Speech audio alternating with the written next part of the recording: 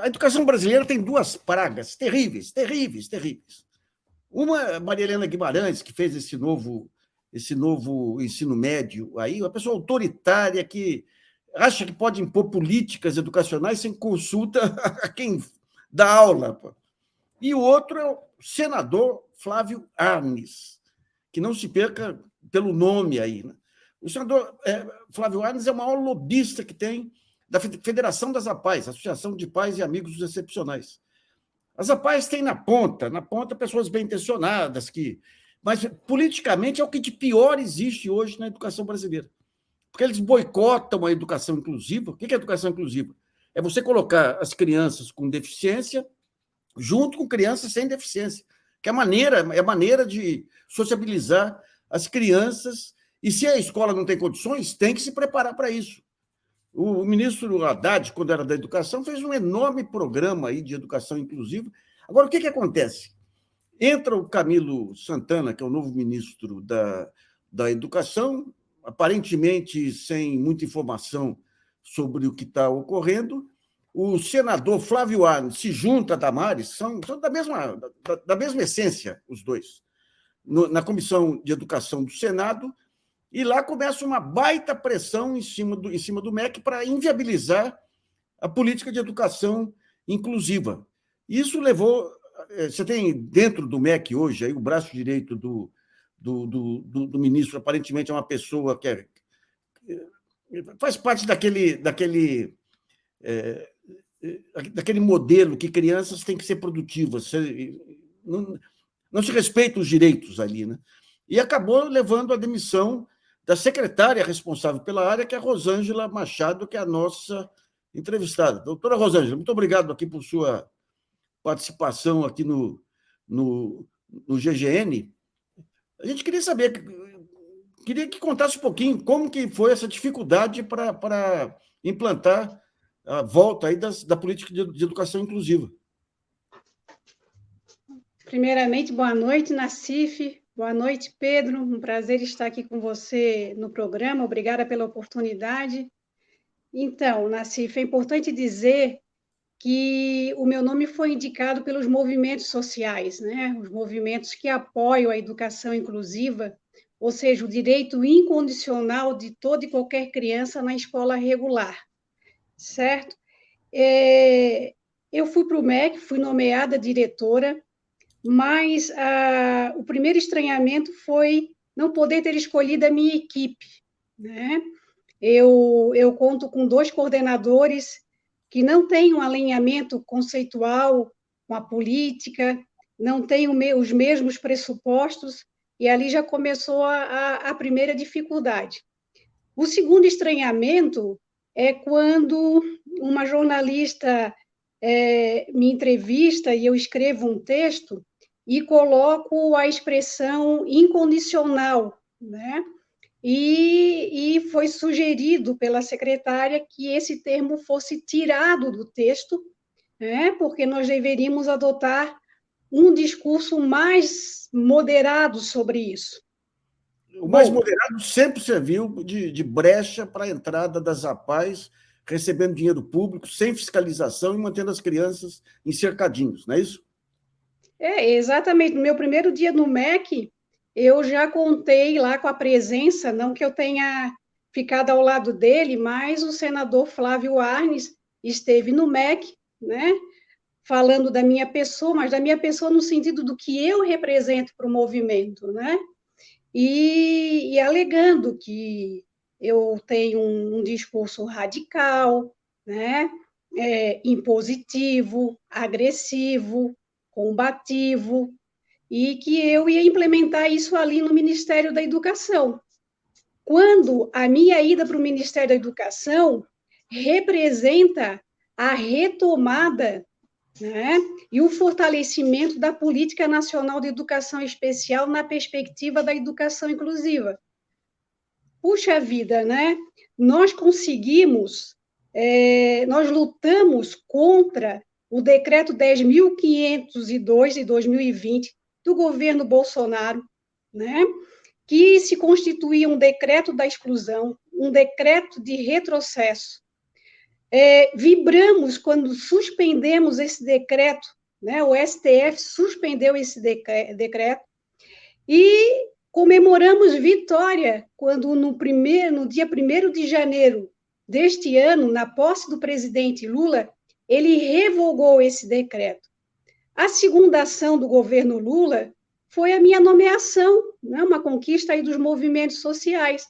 E eu vejo as minhas ações cerceadas no Ministério da Educação. Isso culminou no meu pedido de exoneração do cargo. Na sua opinião, o ministro está informado sobre isso ou ele padece de falta de informação?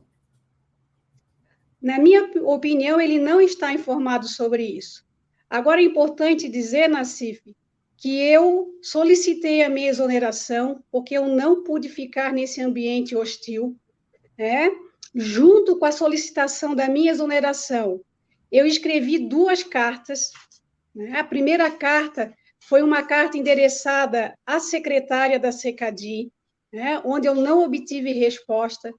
A segunda carta, que foi junto com a primeira carta, eu coloquei no processo, no sistema eletrônico de informação, junto com o despacho da minha solicitação de exoneração.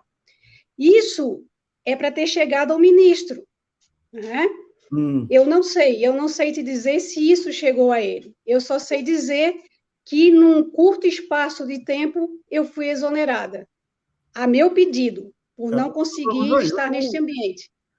Os interesses hoje de ficar com as verbas aí dessa educação de cercadinho, além das APAES, quem mais que entra nisso aí? Você tem outras organizações, Pestalozzi também, Fundação Pestalozzi? A Pestalozzi também entra nesse grupo, né? Eu tive outro dia com Todos pela Educação, eles garantem que são plenamente a favor da educação inclusiva. Como que tem sido a participação deles efetiva nessa discussão? Então, Nassif, a gente ouve muito esse discurso, né? Mas quem está dizendo que nós somos contra a educação inclusiva? Agora, ainda há pouco, essa semana passada, teve uma audiência no Senado, a segunda audiência, e o senador, o senador Isalci, que estava presidindo a mesa, né, junto com outros pares, eles alegaram isso, mas quem disse que aqui a gente não defende a educação inclusiva? Esse discurso é muito comum, mas a defesa da educação inclusiva deles é a seguinte, né? Eles consideram que escolas especiais também são espaços de inclusão, e eles consideram que os casos considerados, entre aspas, mais comprometidos, não conseguem, não podem estar na escola regular. São situações de deficiência que devem contar com as escolas especiais. Isso não é inclusão, porque em o cima verdadeiro dessa brecha, sentido... cabe tudo, né? Exatamente, né? Então, eles têm esse discurso. A inclusão, Nassif, ela tem um ponto de partida, que é 100% das crianças e dos jovens na escola regular. Fora disso, não há inclusão. O ministro Haddad, na época, quando lançou a política de inclusão, ele abriu um espaço para as APAES, que é o pagamento da terceira matrícula para a APAE, que amparasse, apoiasse a criança na escola convencional, no chamado terceiro turno. Né?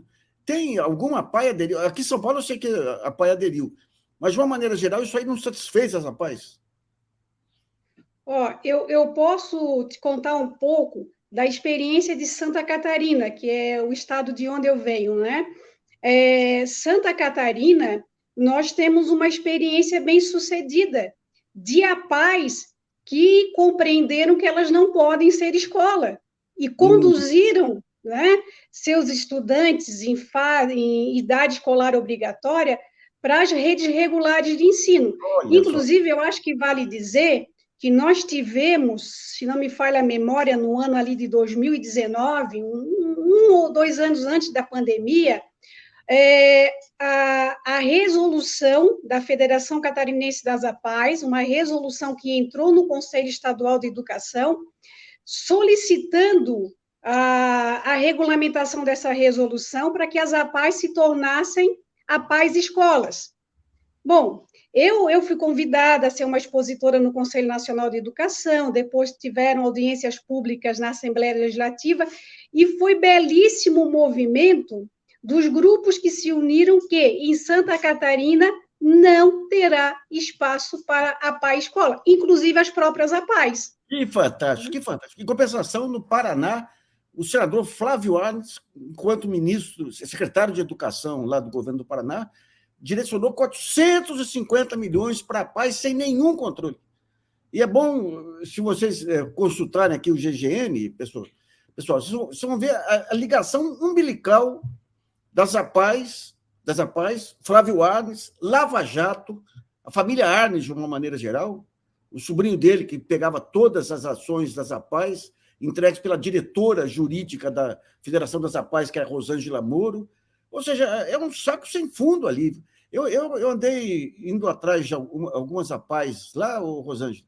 Eles tinham um clube para 2.000 pessoas, tinham escola em que não aceitava, escolas para crianças sem deficiência. Tudo com o dinheiro das APAES.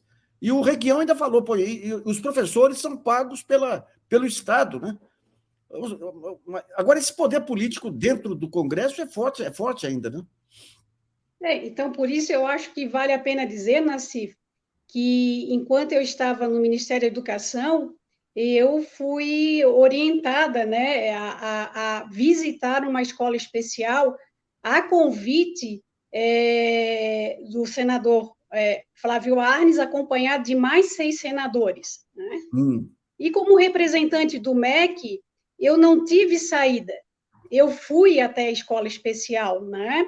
Acho que isso é uma ação que vai contra a nossa posição de educação inclusiva. Mas fomos lá porque eu fui orientada que nós precisamos dialogar, né? Então, muito bem, fui, 7 senadores lá, né? Tivemos um encontro com os professores daquela escola especial. Cada senador teve uma fala e eu também, né?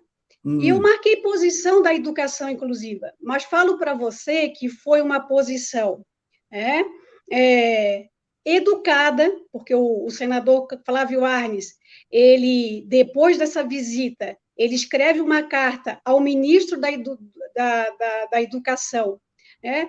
E uma carta com muita fake news sobre a minha posição e a minha postura. E só para você ter uma ideia, naquela visita, eu fiz uma posição falando de educação inclusiva tal qual ela é. Importante dizer que, em tempos passados, a gente recebia até vaias por uma posição dessa, né? Os professores não vaiaram, ouviram. Alguns professores foram-se ao microfone fazer contraponto à minha posição, né? Mas, ao final da visita, muitos professores vieram me procurar, né?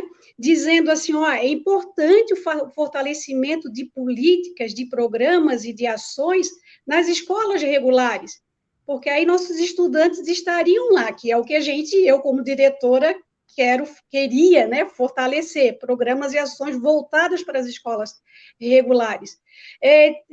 Tinham pessoas presentes ali também do GDF, né, que também vieram fazer coro à minha fala. Agora, um dia depois, o senador Flávio Arnes já estava na plenária tecendo fake news sobre a minha posição, a minha fala nessa escola. É terrível, é um dos piores exemplos porque ele tem uma aparência angelical e tranquila e é o maior lobista que atua. É indecente o que ele faz com as crianças para atender interesse político aí, viu?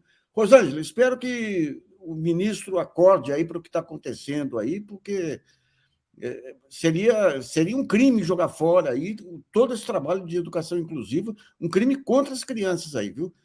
Parabéns por sua resistência aí, e o seu pedido de demissão foi um ato político dos mais relevantes, porque vai chamar a atenção da mídia aí para essa coisa indecorosa do senador Flávio Arnes e do pessoal que ele tem infiltrado no Ministério da Educação. Um grande abraço, viu? Obrigada, Nassif. Obrigada, Pedro. Parabéns, viu, Rosângela? Parabéns. Obrigada.